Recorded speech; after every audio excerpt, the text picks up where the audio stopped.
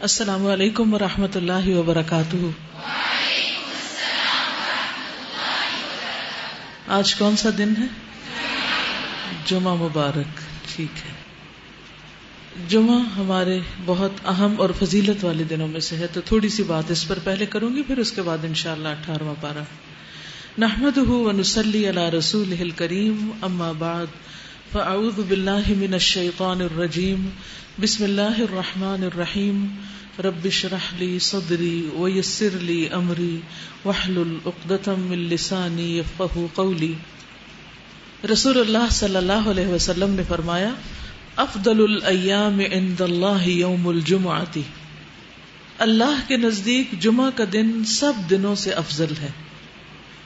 جیسے فضیلت کی بات ہم بارہا کرتے رہے ہیں کہ بعض مہینے بعض مہینوں پر افضل ہوتے ہیں، بعض راتیں بعض راتوں پر، اسی طرح بعض دن بعض دنوں پر۔ تو ہفتے کے جو 7 دن ہیں ان میں سے جمعے کا دن سب سے زیادہ فضیلت والا ہے۔ رسول اللہ صلی اللہ علیہ وسلم نے فرمایا، بہترین دن جس میں سورج طلوع ہوتا ہے جمعہ کا دن ہے۔ اسی دن آدم علیہ السلام پیدا کیے گئے، اسی دن زمین پر اتارے گئے، اسی دن ان کی توبہ قبول ہوئی، اسی دن ان کی وفات ہوئی، اسی دن قیامت قائم ہوگی، اور جمعہ کے دن صبح ہوتے ہی تمام جانور قیامت کے ڈر سے کان لگائے ہوئے ہوتے ہیں، حتیٰ کہ سورج طلوع ہو جائے، سوائے جنوں اور انسانوں کے، یعنی ساری مخلوق ڈرتی ہے کہ کہیں آج قیامت نہ آ جائے، کیونکہ قیامت ہر چیز کی موت کا دن ہے۔ رسول اللہ صلی اللہ علیہ وسلم نے فرمایا، کوئی مقرب فرشتہ زمین و آسمان، پہاڑ اور پتھر ایسا نہیں ہے جو جمعہ کے دن سے نہ ڈرتا ہو۔ تو اگرچہ ایک افضل دن ہوتا ہے، اس میں ایک سکون اور ایک پیس بھی ہوتا ہے، لیکن اس کے باوجود دل کے اندر عجیب گھبراہٹ سی بھی ہوتی ہے، ایک قدرتی سی چیز محسوس ہوتی ہے۔ تو بہرحال یہ ساری کائنات محسوس کرتی ہے۔ جمعہ کے دن فجر کی نماز سب سے افضل نماز ہے۔ نبی صلی اللہ علیہ وسلم نے فرمایا، اللہ کے ہاں سب سے افضل نماز جمعے کے دن کی صبح کی نماز ہے، جسے باجماعت ادا کیا جائے۔ پھر قیامت کے دن جمعہ اور جمعہ پڑھنے والوں کا معاملہ، رسول اللہ صلی اللہ علیہ وسلم نے فرمایا، اللہ تعالیٰ قیامت کے روز ہفتہ کے دنوں کو ان کی مخصوص شکل میں اٹھائے گا، یعنی جس طرح انسان اٹھائے جائیں گے اسی طرح دن بھی اٹھائے جائیں گے، اور ان کی اپنی اپنی شکل ہوگی، اور جمعہ کا دن حسین اور چمکتا دمکتا ہوگا۔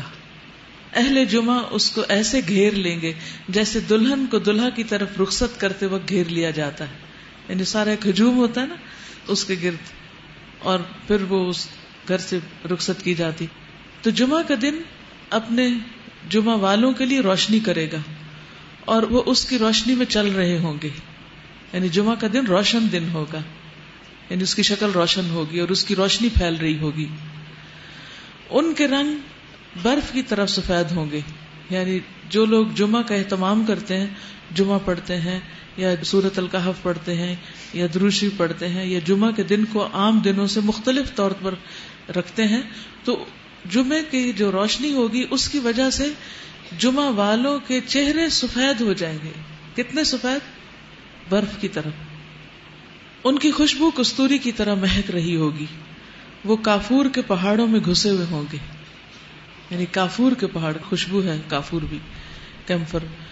جن و انس انہیں دیکھ رہے ہوں گے، اور وہ تعجب کی وجہ سے نگاہ نیچی نہیں کریں گے کہ جنت میں داخل ہو جائیں گے، یعنی اتنا حسین منظر ہوگا، اور ان کے لیے وہ سب کچھ اتنا خوبصورت ہوگا کہ وہ ہر چیز کو دیکھ کر اپریشیٹ کر رہے ہوں گے، اور نگاہ نیچی نہیں کریں گے کہ ابھی دیکھ ہی رہے ہوں گے کہ جنت میں انٹری ہو جائے گی۔ اور ثواب کی امید سے آذان دینے والوں کے علاوہ کوئی بھی ان کے مقام و مرتبے تک نہیں پہنچ سکے گا۔ تو اذان دینے والوں کا اپنا مرتبہ ہے، اپنے بچوں کو ضرور سکھائیے اور انہیں اس کا شوق بھی دلائیے۔ جنت میں ہر جمعہ یوم المزید کہلائے گا، اور اس دن اللہ سبحانہ وتعالیٰ کا دیدار ہوگا، یعنی جمعہ کا دن دنیا میں جن لوگوں کے لیے امپورٹنٹ ہے، آخرت میں ان لوگوں کے لیے بہت اہم ہوگا۔ انس بن مالک کہتے ہیں کہ رسول اللہ صلی اللہ علیہ وسلم نے فرمایا، میرے پاس جبریل تشریف لائے اور ان کے ہاتھ میں سفید شیشہ تھا جس میں ایک سیاہ نقطہ تھا، سفید شیشہ جس میں سیاہ ڈاٹ۔ میں نے کہا کہ اے جبریل، یہ کیا ہے؟ انہوں نے کہا یہ جمعہ ہے. میں نے کہا اس میں یہ کالا نقطہ کیا ہے؟ انہوں نے کہا هذه الساعة تقوم يوم الجمعة وهو سید الایام عندنا. یہ وہ گھڑی ہے جس میں قیامت قائم ہوگی، یعنی اس لیے اس کو سیاہ رکھا گیا کہ اس ٹائم پر قیامت قائم ہوگی. اور جمعہ کا دن ہمارے دنوں میں سردار ہے، اور ہم اسے قیامت کے دن یوم المزید کے نام سے پکاریں گے. قیامت کے دن جمعہ کا نام کیا ہوگا؟ یوم المزید. میں نے کہا تم اسے یوم المزید کے نام سے کیوں پکارو گے؟ انہوں نے فرمایا آپ کے رب عز و جل نے جنت میں ایک وادی بنائی ہے جو سفید مسک سے بھی زیادہ خوشبودار ہے. بس جب جمعہ کا دن ہوگا تو اللہ تبارک و تعالی اعلی علیین سے اپنی کرسی پر نزول فرمائیں گے. پھر اللہ تعالیٰ کرسی کو نور کے ممبروں سے گھیریں گے. اس سینٹر میں کرسی ہوگی اور آس پاس کیا ہوں گے؟ نور کے ممبر. تو نبی آئیں گے یہاں تک کہ ان پر بیٹھ جائیں گے نور کے ممبروں پر. پھر اللہ تعالیٰ ممبروں کو کرسیوں سے گھیریں گے. اب امیجن کرتے جائیں، یعنی پہلے ممبر ہوں گے، پھر اس کے بعد کرسیاں ہوں گی. صدیق اور شہداء آئیں گے یہاں تک کہ وہ ان پر بیٹھ جائیں گے. پھر اہل جنت آئیں گے یہاں تک کہ وہ ٹیلوں پر بیٹھ جائیں گے. ان کے لیے کرسیاں اور ممبر نہیں ہیں. عام لوگوں کے لیے کیا ہوگا؟ ٹیلے، جیسے عوام بیٹھتی ہے. بس ان کے لیے ان کا رب تبارک و تعالی اپنا جلوہ فرمائے گا. اللہ سبحانہ و تعالی اپنا آپ دکھائیں گے یہاں تک کہ وہ اس کے چہرے کی طرف دیکھیں گے. یوم المزید. سبحان اللہ. وہ فرمائے گا میں وہ ہوں جس نے تم سے اپنا وعدہ سچ کر دکھایا. اللہ تعالیٰ اپنا تعارف کیسے کرائیں گے کہ میں نے تم سے ایک وعدہ کیا تھا اس دن کا، تو میں نے وہ وعدہ پورا کر دیا، اور میں نے تم پر اپنی نعمت پوری کر دی. یہ وہ مقام ہے جس میں میں اپنے بندوں کی تکریم کر رہا ہوں، ان کو عزت بخش رہا ہوں. فی مقعد صدق عند ملیک مقتدر، جیسے قرآن مجید میں آتا ہے. سو تم مجھ سے مانگ لو جو چاہیے لو. اب چنانچہ وہ اس سے رضامندی کا سوال کریں گے کہ اللہ آپ ہم سے راضی ہو جائیں. ایسے بندوں کی دنیا میں بھی یہی خواہش ہوتی ہے کہ اللہ تعالیٰ ہم سے راضی ہو جائے، وہ خوش ہو جائے، وہ ناراض نہ ہو، کیونکہ وہ راضی ہو جائے تو سب نعمتیں اپنی. تو اللہ تعالیٰ فرمائے گا میں راضی ہوں، اسی وجہ سے تو میری رضا نے تمہیں میرے گھر میں اتارا ہے اور تم کو میری تکریم دی ہے. تم مجھ سے کچھ مانگ لو، کچھ لے لو. چنانچہ وہ اس سے مانگیں گے. یعنی اللہ تعالیٰ کو پسند ہے کہ بندے اس سے مانگے، اور بندوں کو یہ پسند نہیں آتا کہ کوئی ان سے کچھ مانگے، وہ غصہ کرتے ہیں. یہاں تک کہ ان کی خواہش ختم ہو جائے گی. مانگ مانگ کے بس پھر کچھ نہیں دل میں رہے گا. تو وہ اس وقت ان کے لیے وہ کچھ کھولے گا جسے کسی آنکھ نے نہیں دیکھا، کسی کان نے نہیں سنا، اور نہ کسی دل پر اس کا گزر ہوا. اور یہ اتنے وقت میں ہوگا جتنا وقت جمعہ کے دن لوگوں کے واپس ہونے میں لگتا ہے. یعنی یہ سب کچھ اتنی دیر میں پورا ہو جائے گا جمعہ کے لیے جاتے آتے میں. پھر رب تبارک و تعالیٰ اپنی کرسی پر چڑھیں گے اور اس کے ساتھ شہداء اور صدیق بھی ہوں گے. بالا خانے والے اپنے بالا خانوں میں واپس چلے جائیں گے. وہ سفید موتی کے ہوں گے جن میں کوئی دراڑ اور عیب نہیں ہوگا، ون پیس ہوگا وہ. یا سرخ یاقوت کے ہوں گے یا سبز زبرجد کے ہوں گے، ہر ایک اپنا اپنا ہوگا.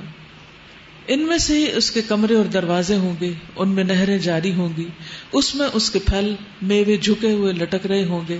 ان کی بیویاں اور خدمت گزار ہوں گے. وہ جمعوں کی طرف جانے سے بڑھ کر کسی اور چیز کے محتاج نہیں ہوں گے تاکہ مزید کرامات حاصل کر لیں.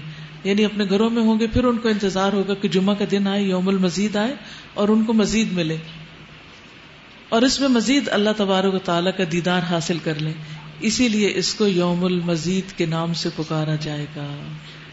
دعا کیجیے کہ اللہ سبحانہ و تعالیٰ ہم سب کو یوم المزید کی اس صحبت سے نوازے. اور جمعہ کا دن جو ہے وہ دنیا میں بھی مسلمانوں کے لیے عید کا دن ہے. اس دن گناہوں کی بخشش ہوتی ہے. الصلاۃ الخمس والجمعۃ الی الجمعۃ کفارۃ لما بینہن ما لم تغش الکبائر. رسول اللہ صلی اللہ علیہ وسلم نے فرمایا 5 نمازیں اور ہر جمعہ دوسرے جمعہ تک درمیانی مدت کے گناہوں کا کفارہ ہے. یعنی ایک ویک میں جو گناہ انسان سے ہوتے ہیں وہ جمعہ کے دن دھل جاتے ہیں جب تک کہ کبیرہ گناہوں کا ارتکاب نہ کیا جائے. خوش ہو جائیے کہ اللہ سبحانہ و تعالیٰ نے ہمارے لیے یہ ساری ورائٹی رکھی اور ہمیں ان سب چیزوں کے پھر فائدے بھی بتائے اور ان سے کس طرح فائدہ اٹھایا جا سکتا ہے وہ طریقے بھی سکھائے. اب یہ ہم پر ہے کہ ہم ان چیزوں کو کتنی امپورٹنس دیتے ہیں اپنی زندگی میں. جو آج دے گا وہ کل پا لے گا. چلیے 18واں پارہ سورۃ المؤمن الرحیم. قد افلح المؤمنون الذين هم في صلاتهم خاشعون والذين هم عن اللغو معرضون والذين هم للزكاة فاعلون. شروع کرتی ہوں اللہ کے نام سے جو بے انتہا مہربان نہایت رحم فرمانے والا ہے. یقیناً فلاح پائی ہے، کامیابی حاصل کی ہے ایمان لانے والوں نے جو اپنی نماز میں خشوع اختیار کرتے ہیں، جو لغویات سے دور رہتے ہیں، جو زکوٰۃ کے طریقے پر عامل ہوتے ہیں، اپنی شرمگاہوں کی حفاظت کرتے ہیں سوائے اپنی بیویوں کے اور ان عورتوں کے جو ان کے ملک میں ہوں کہ ان پر محفوظ نہ رکھنے میں وہ قابل ملامت نہیں، البتہ جو اس کے علاوہ کچھ اور چاہیں وہی زیادتی کرنے والے ہیں. اپنی امانتوں اور اپنے عہد و پیمان کا وہ پاس رکھتے ہیں اور اپنی نمازوں کی محافظت کرتے ہیں. یہی لوگ وہ وارث ہیں جو میراث میں فردوس پائیں گے اور اس میں ہمیشہ رہیں گے. ہمیشہ.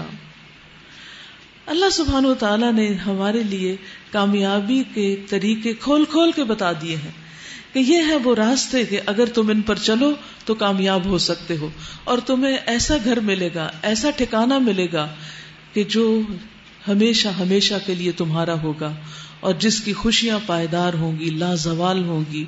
ہر انسان اس دنیا میں کامیابی چاہتا ہے، لیکن دنیا میں کامیابی کے جتنے بھی بینچ مارکس ہیں، انسان کسی ایک تک پہنچتا ہے تو اس کا مزہ ختم ہو جاتا ہے، پھر اس کے بعد ایک اور چیز کی تمنا کرنے لگتا ہے، پھر ایک اور چیز کی، حتیٰ کہ اس کی زندگی ختم ہو جاتی ہے لیکن خواہشات ختم نہیں ہوتی.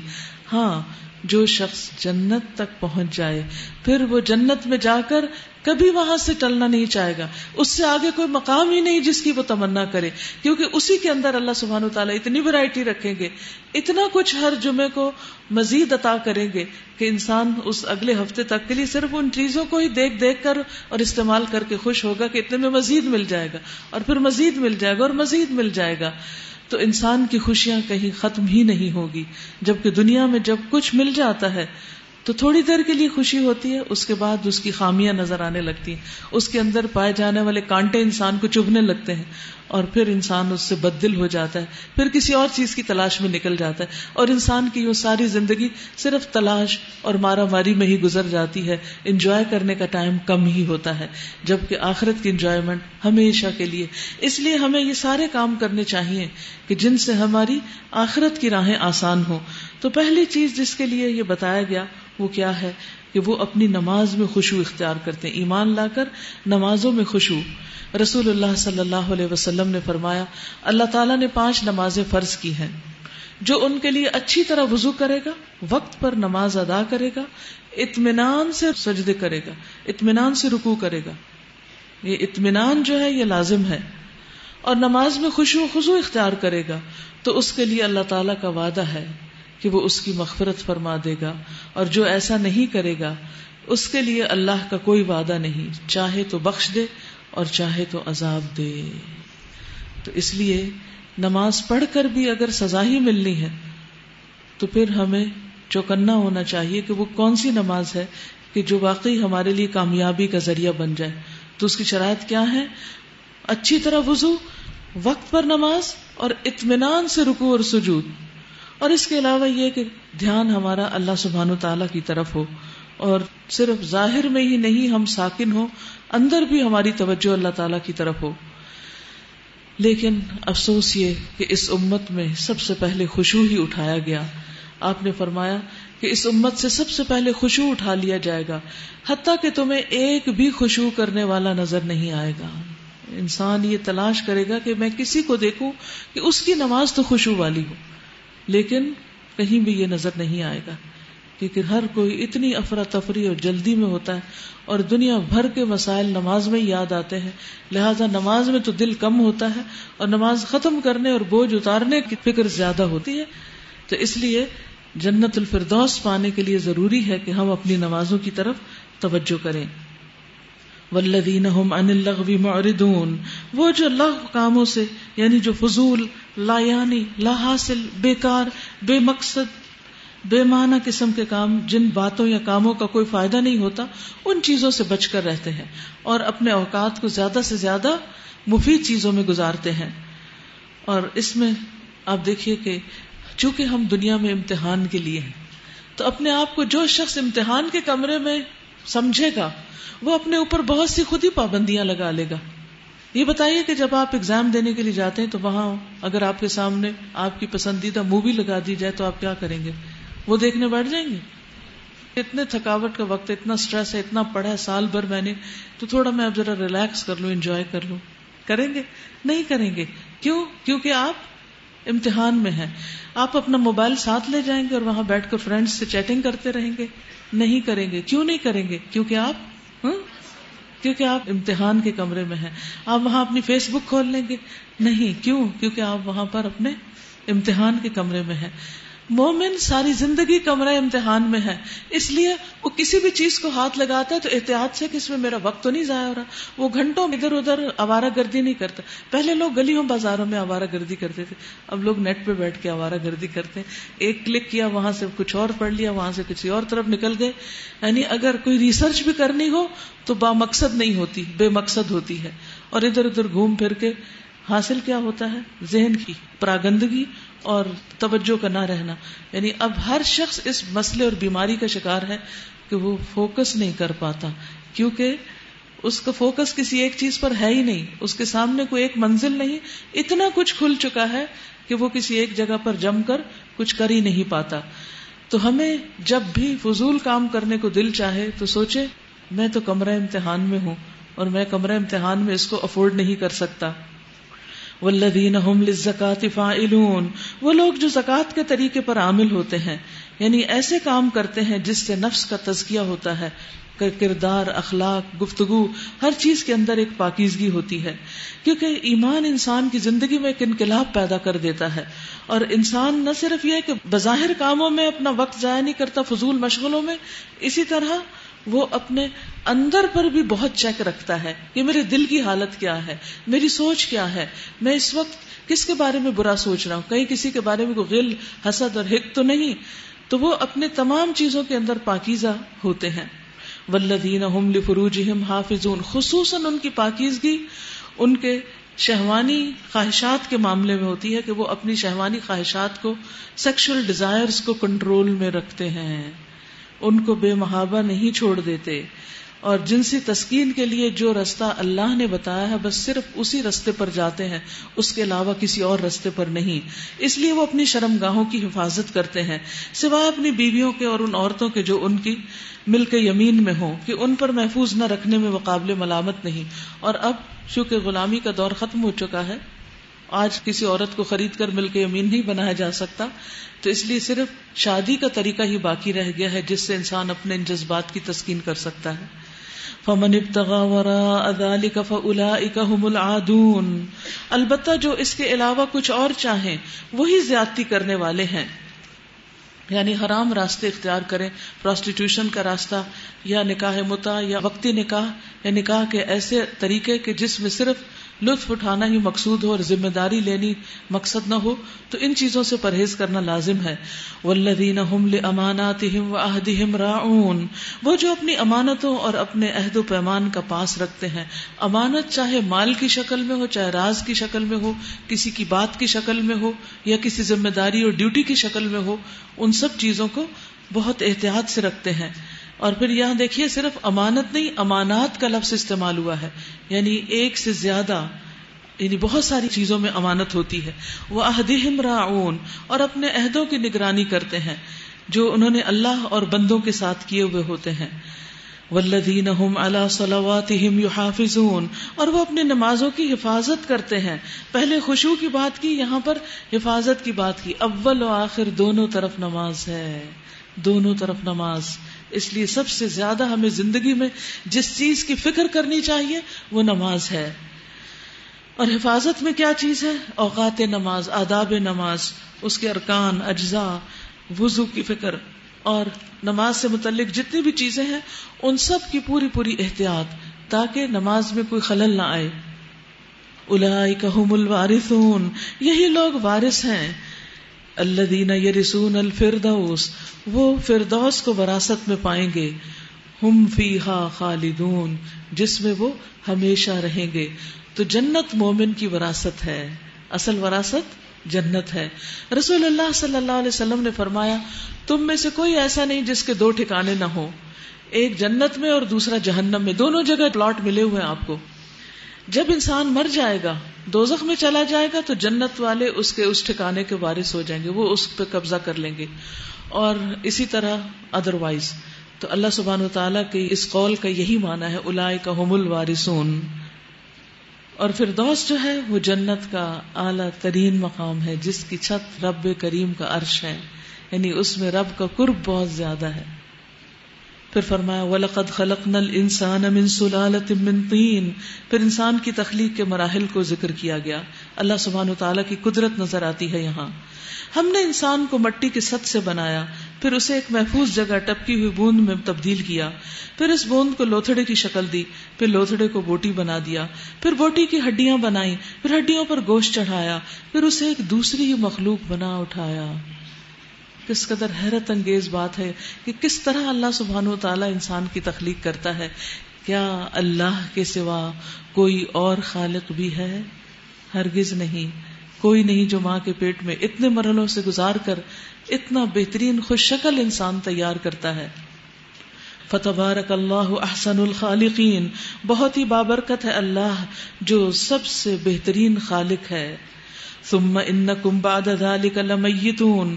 پھر اس کے بعد تم سب کو ضرور مرنا ہے، پھر قیامت کے روز یقیناً تم اٹھائے جاؤ گے.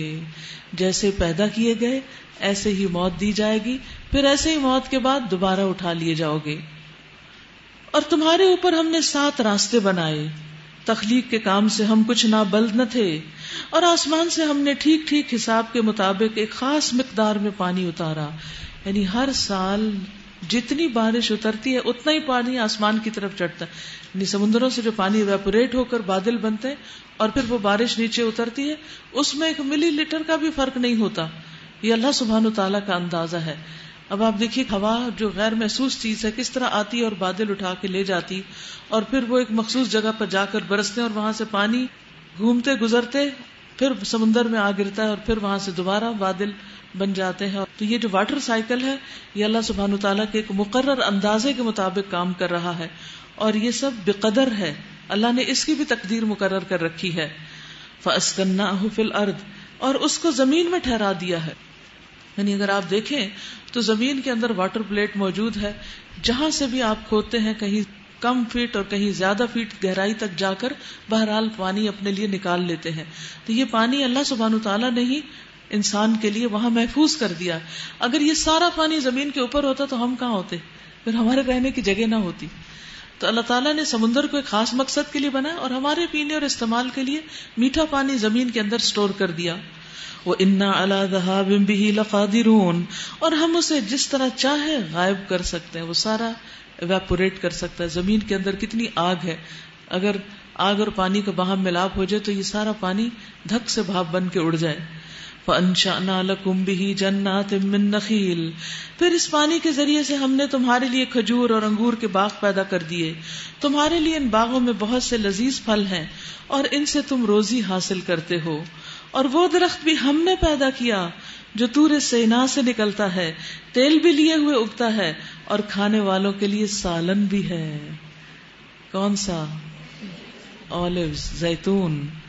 زیتون سالن اور تیل دونوں ہے. رسول اللہ صلی اللہ علیہ وسلم نے فرمایا زیتون کا تیل سالن کے طور پر استعمال کریں، ڈپ کر کے اس میں کھاؤ، سر اور بدن پر لگاؤ. یہ مبارک درخت سے حاصل ہوتا ہے.